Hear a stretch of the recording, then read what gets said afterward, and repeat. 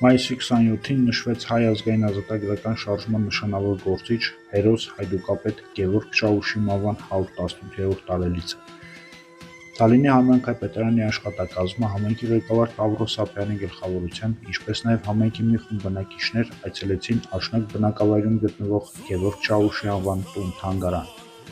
Արգանքի տուրք մատուցվեց հերոսի հիշատակին, ծաղկեպսակներ և ծաղիկներ խոնարհվեցին Գևորգ Չաուշի զարմիկ Գևորգ Մելքոնյանի շիրիմին։ Այցելության մասնակիցները շրջեցին թանգարանում,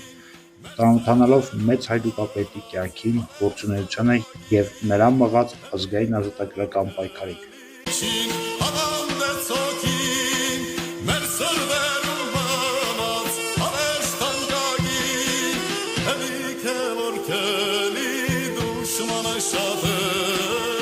Հայոց ազգի համար մեռնելը փառք է,